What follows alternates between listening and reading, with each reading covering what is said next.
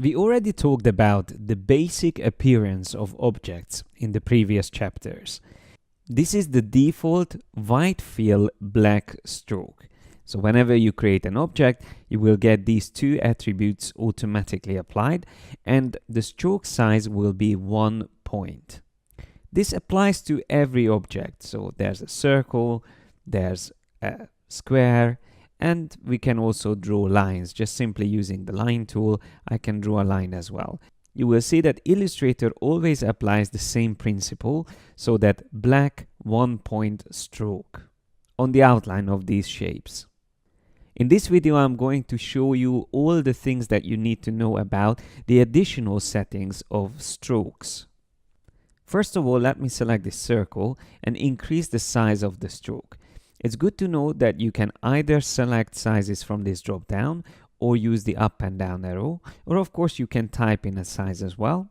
But I like to use a shortcut when I want to quickly increase the size. By holding down the shift key, clicking on these arrows, you can much faster increase the size because it's going to increase it by 10-point increments.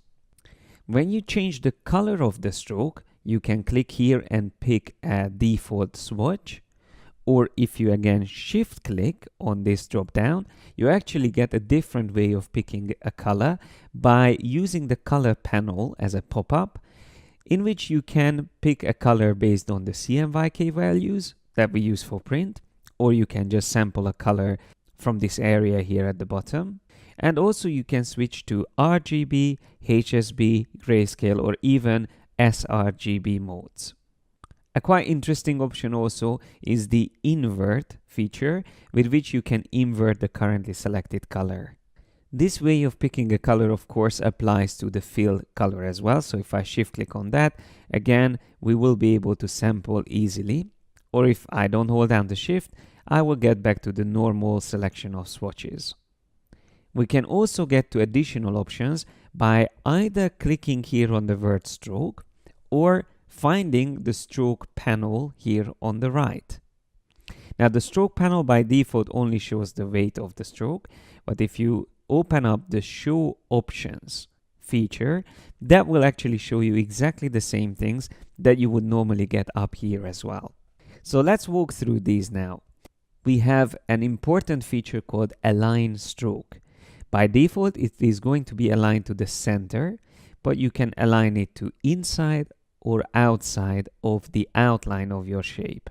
When it's set to center, it's going to be divided between inside and outside. So in my case, because it's 20 points, it will be 10 points inside, 10 points outside. There's another very useful feature called dashed line, which also helps to see how this centered alignment works. So once you turn on dashed line, you actually get a pattern on the stroke. And let me just move my screen slightly so we can see these options better. So the dash at the moment is set to 12 points. But if I click here and I use the up and down arrows on my keyboard, I can very quickly increase the dash. I can also press up and down arrows to much faster increase it. And let's say I want to use 30-point dashes, but then I would like to also make sure that the gaps are not the same size, because by default the dash and the gap will be exactly the same size, but once you add a gap size, you can customize that as well. So I just use the up and down arrows again to customize that. You can even add more dashes and gaps and create a more complex pattern, but for now I'm just going to keep it as is. Once you have a dashed line with gaps, you can also make use of the cap feature, and I'm going to switch to round cap and maybe increase the gap size just so we can see these round caps. So what happens is that the caps of the dashes will be rounded. The same thing would apply to the line here, and what I can do actually is to select that line, and using the eyedropper tool, I can sample the same settings that I used on this circle. So once I click on it, you will see it will pick up both the fill color and the stroke with all its attributes. And of course, we can't see the fill because this is just a line. But if I do the same thing with this square here and use the eyedropper tool again. By the way, the shortcut for that is I, easy to remember. I can just click on it, and once again, it will be applied. Now, with the square, we also have another option which is very useful. Going back to the stroke settings, when you use dashed line, you can use two different versions of that. You can align the dashes to the corners of the shape. That means it's going to adjust the length of the dashes, so it becomes a little bit more organized. Or we can go back to this one, where it's not really following the shape itself. So once again, the difference between the two ways of aligning the dashes around the shape.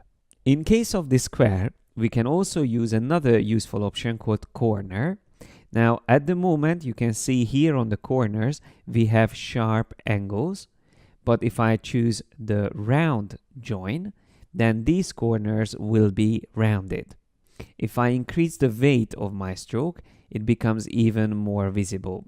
So that was the original corner, and this is the round corner. You could also use bevel join, which is going to trim them at the corner points. Let me just reduce the size of the stroke and set it back to round join. And let me select the line that we created. What I would like to do with this is to use arrowheads on it. That's another stroke setting that you can apply. Now you can decide what type of arrowhead you wish to use on each side. Let's just start with maybe something like this. And then on the other end, I would like to have an arrow like that. Now, as you can see, because my stroke weight is quite thick, these arrowheads are extremely big. That is because each of them has a scale value underneath them. So if you don't want to change the weight of your stroke, you can reduce the size or scale of these arrowheads. And once again, you can use the Shift key to make it smaller. Let's just make it, let's say 20% or maybe 30%. And now I can just type in the same thing here on the right, so 30, and press enter.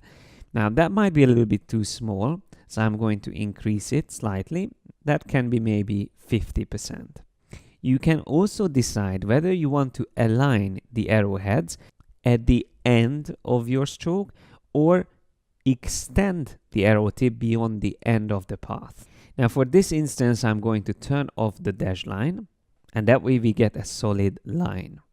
There is also a useful option here. If you ever want to swap the beginning and end points, you just have to click on this icon here. So that's also very simple. And the great thing about lines is that you can always increase their length, and of course you can move each point in different directions. There is one last thing I would like to show you, and that is the width tool and the profile option, for which I'm going to create another shape. So let me just draw another ellipse, which is going to remember the colors that we used earlier, apart from all these special settings on the strokes. But I want to keep it as it is, and instead I am going to change the profile of this stroke. Now this is again something you can do from the stroke panel. Here at the bottom you will find the profiles. So let's see what happens if we choose the first one. This is going to vary the width of the stroke. Although it's set to 20 points, it's going to keep it at 20 at one point, but it will reduce it completely down to 0 on the other side of the shape. Let's just see what happens if we select another one, maybe this one here. Again, it's going to apply the profile along the stroke around this object. When we have a non-symmetrical profile, we can also flip it along the stroke, so to flip the direction of it. And of course, we can control the size of it with the weight. That still is the way that you can affect the size of the stroke. And you can make the profile even more custom if you switch back to uniform stroke and use a tool called the width tool. This is how it looks. And Shift W is the shortcut if you want to access it quickly. With this tool, you can just click and drag at a certain point to increase the size of the stroke, and maybe at another point, reduce the size of the stroke. Once again, I can do the same thing at another point, and so on and so forth. You can see how you can very quickly build up different widths at certain points along the shape. You can always go back to these points and even move them around along the shape, or you can select the endpoints and increase or decrease their size. If you double click on the center of a width point, you can also get the measurements of it. So if you want to copy the measurements from it, you can do that. Or you can also change the sides of it individually. So if I type in, let's say 12 on one of these sides, and I will click on OK, you will see now it increased only one side while keeping the other one the same. You can also do this with a shortcut. Holding down the Alt key, you can drag individual sides of the width instead of changing them all at the same time. So once again, here if I hold down Alt key, I can change it individually. While I have this shape selected, this width profile is actually already visible here in this preview, but it can also be saved by clicking on the Add to Profiles icon. That way, I will be able to use this later on. So for example, if I select this shape here and choose that profile that we saved, it will be applied to that. And even using the dashed lines, it will still work.